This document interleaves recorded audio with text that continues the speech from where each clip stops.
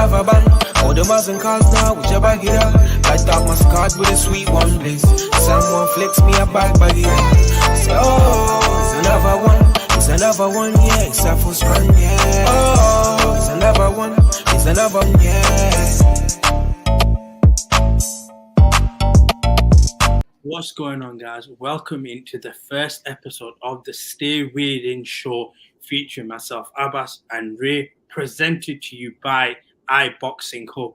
That's right, guys. We are slowly moving away to a new platform known as iBoxingHub, but you'll still see myself, Abbas, and Ray with the same vibes. Let's go straight into it. How are you doing, man? Yeah, doing all right, thank you, man. New year, new ventures, trying something new. So people, show love, support. iBoxingHub, type that into YouTube. Follow the channel. Like Abba said, we're still gonna be here, but we're gonna be there as well. I'm gonna be migrating soon, so check it out. But other than that, man, life is life. We keep on punching. How about yourself? Listen, I'm with you, man. Like we said, new venture. We're excited to do it. We're going to be doing a host of new content as well. And just a little plug with the guys at iBoxingHub, they've got daily content as well, multiple different shows, multiple different presenters. So if you enjoy our work, you're going to love their work. So hit the subscribe button. And as Ray said, follow their socials. But let's get into it. It's 2024, a new year. We just had a fight happen between Beterbiev and Smith, where Beterbiev comfortably won, and it got me thinking 2024 is always a thing where we want fantasy matchups, but also we want the fights we want to see. So for the first episode, we are going to go tit for tat, our top 5 fights that we want to see in 2024. So I'm going to go to you straight away. What's your number 5 fight that you want to see? Number 5 fight, Crawford versus Jermell Charlo, for whatever belts he's going to keep on. So obviously it's a bit of a sticky one right now because Jermell's got a lot of legal troubles on his side. But once that's settled, and I'm praying and hoping, and I love Errol Spence, please let the rematch clause go. Let Crawford fight Jermell. And I want Jermell, even if they have a rematch at a later time, Errol, go get another belt at 154. And I want Terence Crawford versus Charlo to see him get the belt at 154 because I think that'll be an epic fight to have. So, and they've got the histories there dating back to obviously Crawford's win over Errol Spence. You saw the interaction between them on the All Access show as well. For me, the match is there. Make it ASAP, especially with Crawford getting older. I don't want him to be drawn out like age-wise. So make the fight this year ASAP. What about yourself? At number 5, so I'll just chat on yours quickly. Sorry, go. Apologies. Do you think with everything that's happened at 147 with Crawford, obviously we know what he did last year with that. Is there anybody at 147 right now that could potentially put a hindrance to this fight itself? I know a lot of you are shouting Boots' name. Cut the crap. Stop it. Crawford's done what he's needed to do at 147. Even I think he was saying, even though a lot of people were saying Errol Spence shouldn't have been at 147 for as long as he was, and he looked drawn out. The same thing with Crawford. He may not drop as much weight, but I think Crawford was also saying against 147 isn't been nice for me either. He's done what he's needed to do. Boots is still unproven at 147. Let him build up his own thing. Obviously, I'm sure that he would want the fight with Crawford, but at this point in Crawford's career, it just don't make sense. Let Crawford be great at a higher weight class, and if he can do what he needs to do at 154 and make it look impressive, that Canelo fight might just materialize. Even though I don't think it's a good fight for him to take. We've seen what happens when one guy at 154 goes up. It's not a good fight for him to take. But if he wants that big payday, that last big hurrah for the end of his career and wants a big challenge, hey man, why not? So that's The first fight I've got at number 5, I'm going with Devin Haney versus Teofimo Lopez. Now, let me explain why I've got this. On paper, it might not be the big blockbuster one, but it is in some ways. This was a fight we were meant to have at 135. undisputed, we were meant to have this particular fight. Kambosos Jr. that ruins the party, and then both guys kind of go their separate ways in the sense that Devin Haney does what he does at 135, and Teofimo Lopez moves up to 140. Doesn't have that performance at the start, but then we all start questioning Teofimo Lopez. Has he still got it? What's happening? Then goes into, I always say this, we've said this before as well. Teofimo Lopez as a favorite doesn't seem to handle the pressure. But the second he goes in as an underdog or someone where maybe the public looks and say, has he still got it? Is he really that guy type of thing? He shows up. Fights against Josh Taylor. We've seen Josh Taylor go on the decline at 140, not necessarily as a fighter, but just naturally because I think his body can't make that weight anymore. Puts on a convincing performance. Now, with Devin Haney moving up, holding a title, with Teofimo Lopez holding a title, there's that interest back in there. Now, as much as people will say, and I'll touch on one other fight later on, there's bigger fish to fry potentially for Devin Haney in terms of the marketable side of this. When you look at this fight and how you can become unified champion, it kind of makes sense to happen in 2024. The only thing personally for me that's stopping it is maybe Haney has other ventures where he has other fights that bring more money in. And for Teofimo Lopez, we never know what type of Teofimo we're going to get. But I always say, when you have someone like Teofimo Lopez who's backed into a corner as an underdog, it brings out the best in him. So if a fight that I can't get at 135, I'm excited to see it at 140 still. The timing and the order of this is brilliant, because I'm going to answer what you just said, but I was going to say at my number 4, I was going to say end of 2024, Haney versus Garcia. And the reason why my one slightly differs from Teofimo is only because I feel like with Haney, he's on the zone, Garcia's on the zone, and the way that a lot of the boxing politics is set up, I can imagine it'll be easier to set up a unification with Haney, Garcia. If Haney gets it from Rolly, because obviously that's a big fight that's now, how would you say, changed the road that he was going to go on, because initially Garcia said he was coming for Haney, which I'd never believed it anyway. And then he outlined, no, do you know what? I changed my mind. I'm going to go down the Mayweather assisted Rolly. I was gonna say, he talked to Floyd. Floyd goes, keep the record, go get the easy belt. And you know what's funny? Listen, people need to realize Floyd is not saying this as a friend. Floyd, from the best of my knowledge, if Floyd still promotes Rolly and Rolly's still under Mayweather promotion, Floyd's probably like, listen, that's easy money. Face Rolly, get your name up. Floyd still gets paid. Ryan potentially becomes world champion.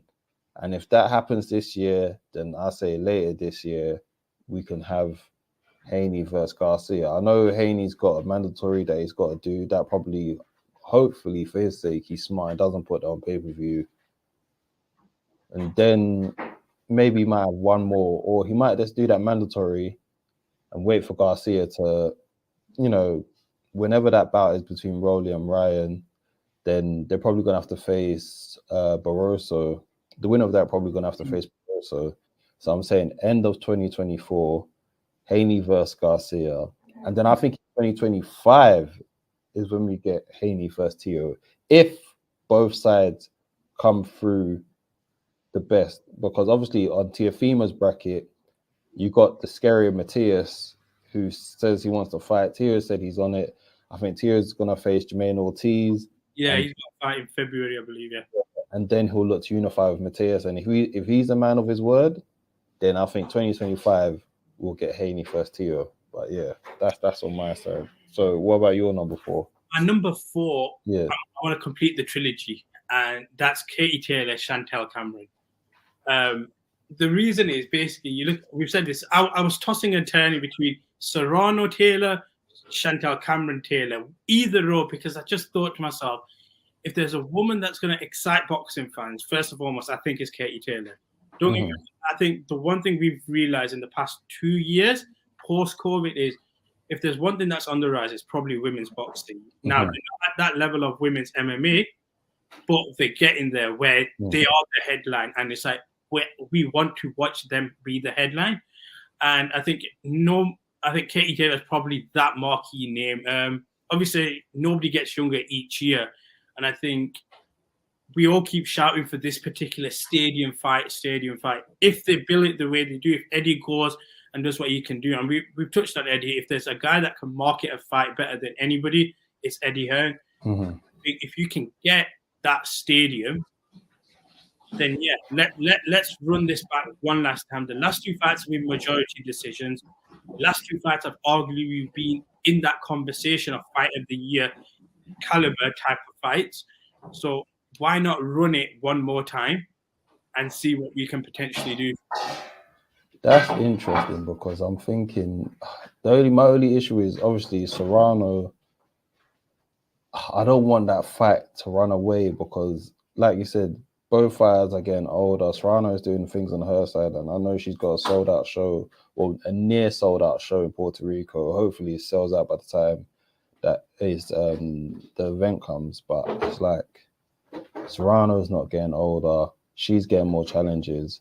Katie Taylor's not getting older. So what I hope, if Katie Taylor does face Cameron and manages to get through Cameron, then they need to do Katie Taylor Serrano end of this year, and then probably Katie Taylor will call it a day. I even think, even if Katie Taylor was to lose to Cameron, it's Serrano still open. But I also then think if she was to lose to Cameron, that fight is not going to be in Ireland. That fight has to be in America. Yeah, I'm with you on that. I think I'm not against that fight, Serrano, happening in America, because we saw what happened last time, the history of them being in MSG and stuff. So I'm not against that. What I'll say about this fight that draws me in is both fights have got majority decisions. So there's always that, okay, who's going to get that unanimous decision? Just like the way, in some ways, when Floyd fought Maidana, for example, it was like Floyd won, but we had question marks. So he had to match type of thing. You had to make it more clearer, Make it more clear. Can we get something clear on? If we can, then that settles it to a point, even though it's not anything it holds value in terms of it being settled, but again, it doesn't ruin the legacy of Katie Taylor in some capacity, if that makes sense. They must be so sick of each other at this point. Hey, listen, if like, the money... No, don't get me wrong. I'm sure the money's good, but they're probably thinking at the same time, I am sick and tired of thinking about this person in training camp. Like, you must just want to be like, leave me alone. And the worst thing is, neither of them have knockout power to try and like just end it early and just go for the gusto. So it's like knowing that you probably have to go another 10 rounds with the same person must just be so annoying. But that's how it go. Let's go into your top three then. What's your at number 3? There's a spanner in the works due to, His Excellency. Big spanner in the works. However, I still think hopefully all goes down this route. Joshua versus Fury, end of 2024, Wembley Stadium. You know what? I think you don't have to say much about that fight. You just say the names and we know it.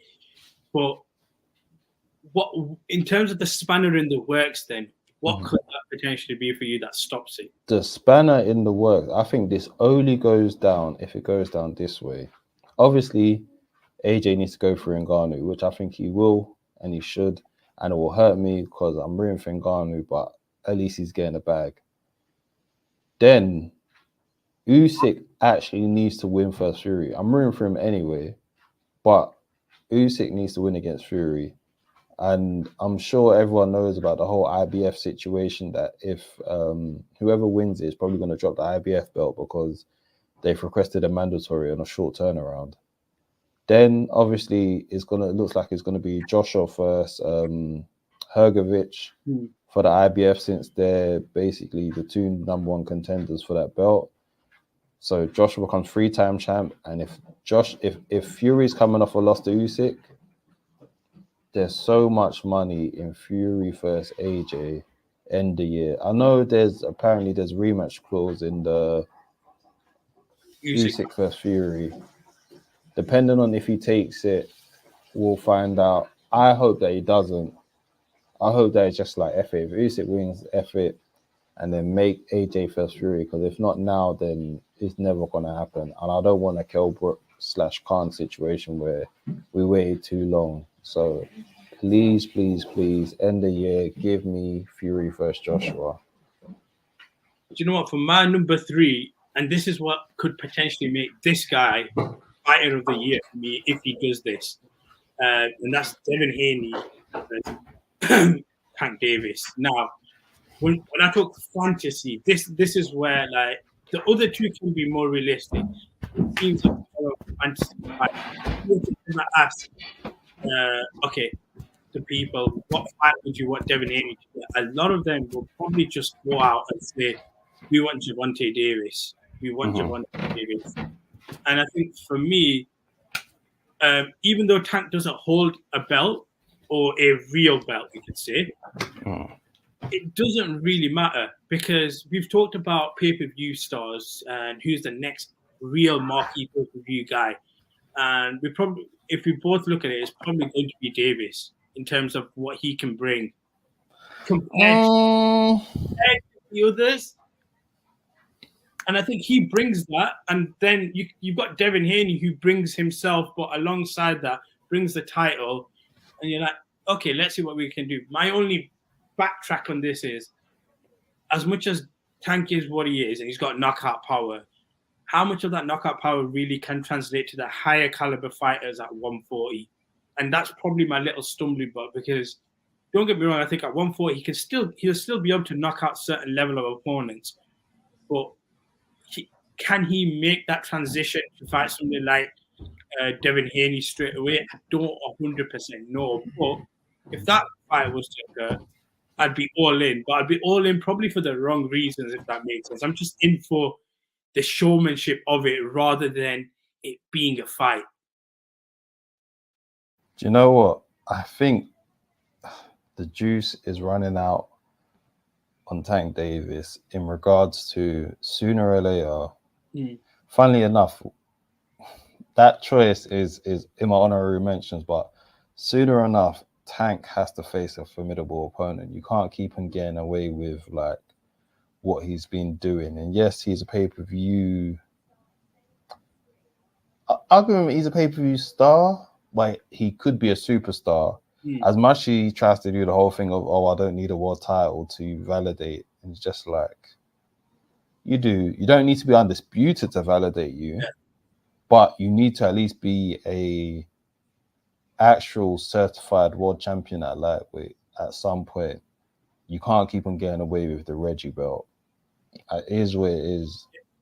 So I think because sooner or later, people are just going to be like, yo, why am I paying to watch you face Isaac Cruz again? Or why am I paying you to watch you? I don't know who else is there for him to fight at this point. There isn't anyone.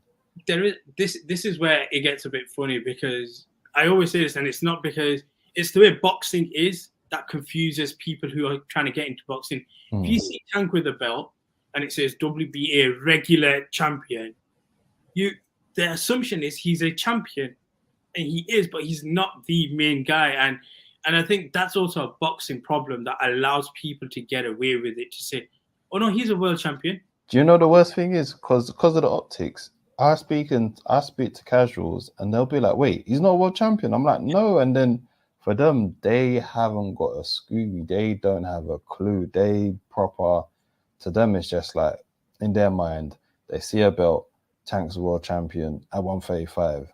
And I'm just like, that's why he kind of gets away with it, even though he jokingly says, I don't want a world title, but you still carry the Reggie belt. It makes no sense. You can't keep on saying, I don't care about belts, but then you carry it. I don't, it's a whole bunch of hoopla, but we move. Let's go. Do you know what? Because we've not heard, I'm guessing our top two are going to have the same fights, but it'll be interesting if we've got them in the same order. So what's your number 2? Canelo versus Benavidez. Nah, I've got him number 1, but no, talk to me. All right, cool. Canelo first Benavidez needs to happen ASAP. And I know Canelo, for whatever reason, wants to try to do it September instead of May. I don't understand the logistics for that. I really don't, because especially after the year that Benavidez had, there's no more momentum for Benavidez. There's no one else that Benavidez needs to beat or can beat at this point that's going to give you more momentum commercial-wise.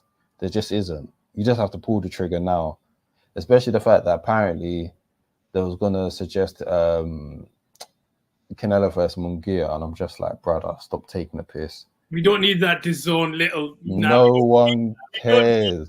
DAZN little. Here you go type of thing. Let's promote. Nobody. Oh my! If there's a Benavidez needs to be in the media more point on Canelo, because I get Benavidez' point as well though, because I think Benavidez' side is just like, I've done everything I need to do. I can't keep on begging this man. If you don't want to fight, then so be it. But at the same time, I think that's what he should be marketing, the fact that Canelo is running away. Is that fine line, because you don't want to come across as you're begging. At the same time, that is the fight to make. And I'm sure for him, that's also the money fight to make. But like I said, it's that fine line of, I'm not going to go out there and beg.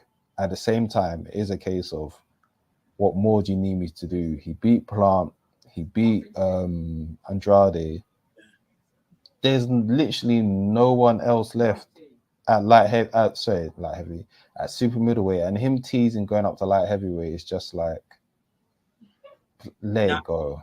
Now me being the Canelo guy that I can say that they could win it in September is because when this fight happens, because some people like to throw this agenda around that Canelo's ducking. I don't think he is. I don't think Canelo at 60 fights ducks anybody. I don't know what the word is. It's not ducking, but it's just like, you are drawing him out in a way that's not looking good. I don't think he's shook of him, but yeah, the whole weird thing of like not fighting him in May. My thing is more like, what is the significance? Is fighting him in September going to bring any more significance than fighting him in May?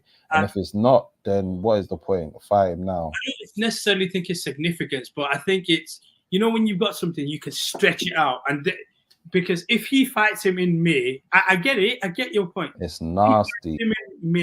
Beats him in May. What does he do in September? Crawford. Oh my God. We can't have these little. No, do you know what? Yeah, even if he faces Benavidez in May, yeah, then you can have whatever silly Munguia fight that you want. Have it in September. No one's gonna care because you beat Benavidez. That's the thing. After you beat Benavidez, that's when you can at least be like, all right, cool. No, but you've said my thing. You've said my thing. Nobody will care because he's done what he needs to do. If I get it, because Cinco de Mayo is in May, you do the May celebration for Canelo, let him have his little toy-up fight. Yeah.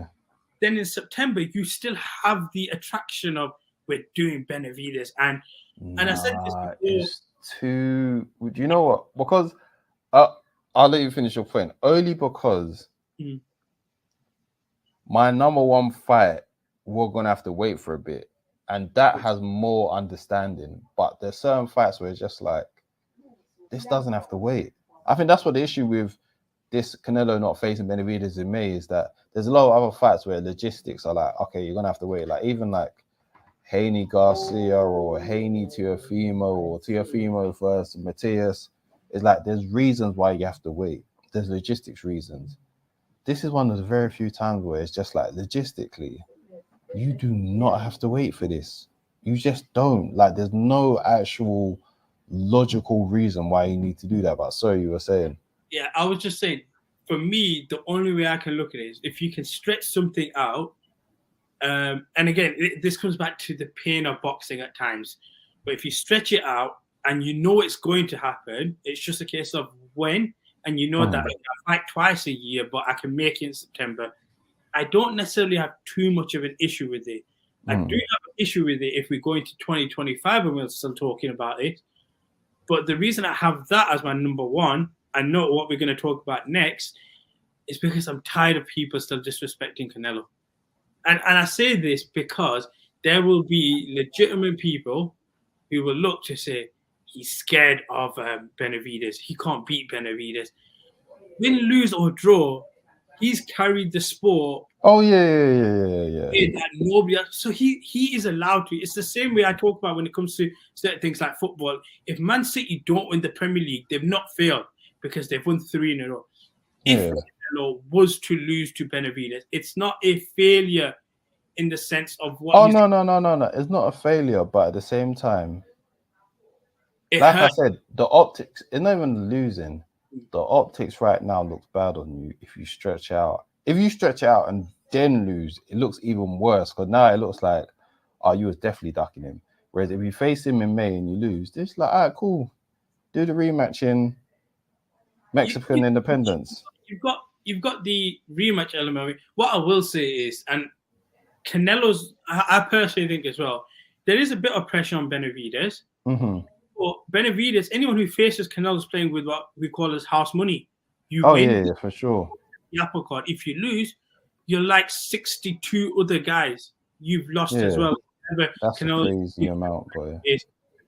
So again, all the pressure goes on Canelo. So it's easy to call out the man, but can you actually be the man? And you can't. Shout out to Ric Flair, to be the man, you got to beat the man. Nobody. Bivol is the man at where we're going to talk about. We'll touch on that now. But nobody's been the man at Canelo's weight at 168. Like, nobody's touched him. Nobody's got close. That's why I still have that as my number 1 fight. But because they're both interchangeable, let's go to that fight that we're talking about. So I'll let you take the fall first. Well, for number 1 on my side? Yeah. Number 1 on my side was to do with the man they call Artur Beterbiev. First, Dimitri Bivol. Now is the time, the year to finally do undisputed at light heavyweight. And my guy Artur, even though I like Matchroom, I like Eddie and all the people there, they are doing some of the most nastiest excuse making that I've seen in a while. The whole trying to talk about how Artur's doing whatever. Let's get one thing straight. And I like Artur's response to one of the reporters' questions when they ask him, how does he stay in shape at this age? His level of discipline, even if you done PEDs, you still need to be disciplined. I think that's what I don't like about it as well, because people make it imply like, oh, it's just PEDs. Like, no. Even on PEDs, you can still get whooped. My man said it himself, he's so disciplined, he doesn't drink, he doesn't balloon up in weight, which a lot of other great fighters have done. And then you wonder why your career cut short. I say all the time, there's a great in like Ricky Hatton that we saw how he dealt with lifestyle wise, and even himself has criticized how he lived outside of training camp. But you got someone like Artur who's on the opposite end who respects the craft like a Terence Crawford is as well, or even like how Bernard Hopkins, that's my OG. This guy was so disciplined, he went on to fight until 49 or something. There's a certain discipline that certain fighters have that gives them longevity, and I believe that Artur is one of those people. So he's applied himself so well that he's been able to reserve his body for a long time. And before Father Time catches him up, I want that fight to happen. Now, I know some people, His Excellency wants it in Riyadh where it's going to be the most money. And I think that's the only way it will happen, because Arum and Eddie are not going to work well together unless there's someone who's going to give the bag. But with Ramadan coming up, with March maybe being too quick a turnaround in regards to another training camp for another fighter, I feel like it will be at the beginning of the next Riyadh season, which is, what is it, October? But yeah. October. So I think October is when the fight will happen. It'll be a shame that Artur has to wait that long, but such is life. But I'd rather him going to the fight having full training camp, full-time recovery, no excuses, than if they do a quick turnaround in March and then you know, him being like, him or someone in his camp being like, oh yeah, he didn't have enough time to recover, or he didn't have like the training camp he would have liked. And it would have been viable as well. Some people might say it's an excuse, but it would be viable to say that's the truth, because it reminds me of when UFC done Aljamain Sterling dirty when he had just won a match, and then it was like 5-round fight that he had against Henry Cejudo. They know he cuts a lot of weight, and they made him do a quick turnaround to face Sean O'Malley, and it was just like, that's nasty business. So I don't want that, especially for a fight this important. Give them the proper time. Maybe Bivol can take one more mandatory in between just to keep himself sharp, and then make that fight in the year. It has to happen now. Do you know what? In terms of just the fight itself, I think you kind of said it. I think when you look at 2024, we've got the heavyweight title fight that we've all been calling for. And I think now, in terms of just that peak interest in terms of belts, that's the next one. We've had it at 147 in 2023 that we wanted. So I think you're right. Like I'm all in for it, and I think the time frame you've highlighted as well works. Funny enough, you mentioned about the Riyadh season, and Joshua and Fury was one of your things. I don't think we'll see that at Wembley. I think if anybody can put it together and put the money in, we run it back in December potentially type of thing. I know it's long. No, that's not the issue. I don't know if a fight that big and British. You know what? If the bag is there, they'll do it. They'll do it in Saudi. Yeah, I was gonna say that there's no way, but listen, man, money talks, man. If there's enough money that the Saudis put up, there'll be like Wembley Stadium where let's do this in Saudi. It'll be a shame that it doesn't happen in Britain, but money has to make. Let's just quickly touch on. You said honourable mention. Then what would be your one honourable mention before we wrap up? I can't lie. I've got 2 honourable mentions, but they're not actually fights. One honourable mention. I need Chris Eubank Jr. to get a world title this year. Please, I just need to see Chris Eubank as world champion. It has to happen. It will be some of the greatest promo that we've ever seen. I need to see Chris Eubank Jr. as a world champion. It has to happen. I don't know what's going on with his team, because I know that he's mandatory in some of the boxing organizations, or he's number one at least. Chris Eubank Jr. needs to have a world title shot this year, and God willing, with Bomac, he finally accomplishes that. And the promo is going to be amazing. If he manages to pull this off, I cannot wait. So yeah, that's one thing. The second thing is something that we mentioned earlier on. Tank to face a formidable opponent, whether that's being Devin Haney, which I don't think he'll do at 140, or whether that is Shakur Stevenson at 135. Tank needs to fight a formidable opponent. Enough is enough. I've liked what he's done with his career up to this point. Making yourself as big as he is without having a legit title at 135. But this has to be the year that we demand him to put. He's almost like that footballer. This is bad. And I like this guy.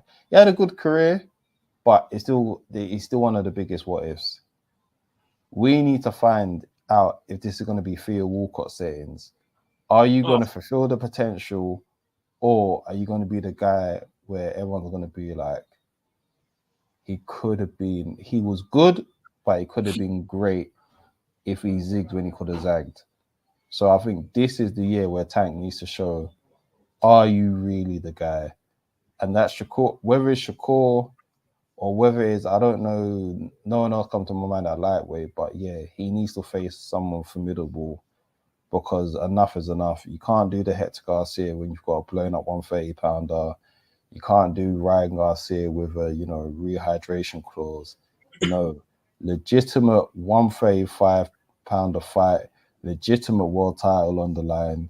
And then whether his first match in the year, he gets a super belt, actual belt, And then the end of the year, he faces Shakur. But enough is enough. We need to demand more from Tank. So those are my honorable mentions. Do you know what? Before I'm going to put mine in. It's in a different space. Yeah. You know me. I don't mind the influencer boxing. So we've talked about fights that borderline have been taking ages to be made and stuff like that. This is probably going to be the impossible fight. But if it happens, I don't care what country it's in.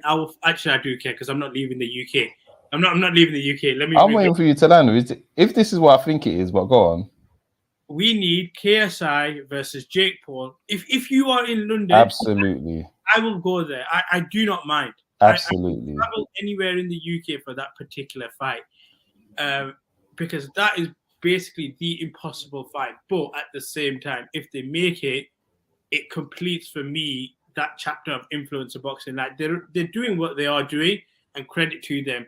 Like we said before, they sell out wherever they go, or they sell out in a smart way where they don't open the full arena, but they allow levels, which is fine in itself. And then secondly, just keep it on with Jake. I'm also interested to see what he does in 2024. Like, I think he wants to be on the undercard for Amanda Serrano. Look. Listen, one thing I gotta respect Jake Paul. The way that he has backed Amanda Serrano and uplifted her career needs to be spoken about and commended more, because at a time of women boxing needs all the push it can get, he has put the machine behind Serrano, and I respect that. But yeah, so I want to see what he does. Obviously, like I said, I've got the fight that I want, but if he wants to do the quote-unquote real route and do fighters regardless of whatever people think about their records, because they'll be scrutinized regardless, and that's fair enough. But I always say, look at your favorite fighter and look at the records they fought when they've in the first 5 or 6 opponents, and then come back to me. But yeah, if you're gonna give him an honorable mention, I want to see KSI versus Jake Paul some way, shape, or form in 2024. At this point, I fully agree in the fact that for me, there's nowhere else for KSI to go in regards to a big enough name to make it worthwhile to watch his boxing events. And 2, like you said, this is the culmination of influencer boxing.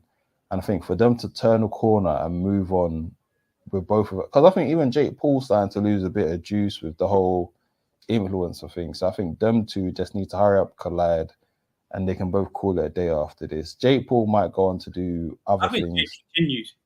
I think Jake personally continues, but if he needs to get this out of his system type of thing, I think he needs to put a nail in the coffin with this whole KSI Jake Paul situation. I've got a feeling KSI is probably going to take one more fight just to get another win, and then the Jake Paul fight is going to happen. For influencer boxing, I think it needs to happen.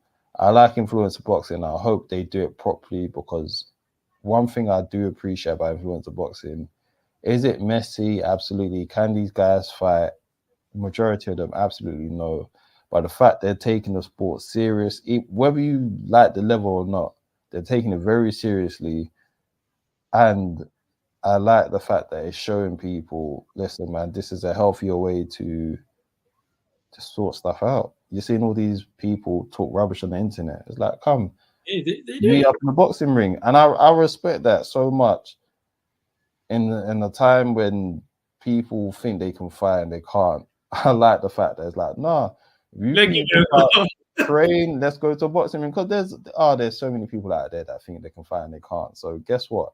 I like the whole thing of, if you're bad, come meet me in the boxing ring, and I like that. So hopefully that comes to fruition. Hold up, wait, did you say your second fight? Remember you said our number ones are interchangeable. Our number one and so my number one would have been Canelo Benavidez, but basically we touched on both of them. But yeah, either way, it doesn't matter too much. I just had Canelo because I think he's the biggest star in boxing, and I felt like in 2023, in a weird way, he kind of went under the radar because there were other fighters that maybe those bigger fights, those more anticipated fights. But to be fair, Canelo, most importantly, just reminded people, I'm still Canelo.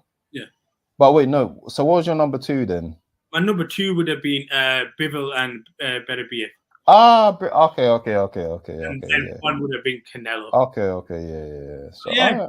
yeah, fair enough. Wrap up the first episode of the of the Stay Waiting show. As we said right at the start, we are now migrating over to iBoxingHub. So, guys, go subscribe to their channel, follow all their socials. We're going to be putting this out there every Tuesday, 7:30. Every Tuesday, 7 to 7:30. But it will be there, and we want to get your comments in there as well. So let us know your top 5 fights that you want to see. Do you agree with our choices? Do you not? And until next time, guys, stay waiting. Stay waiting.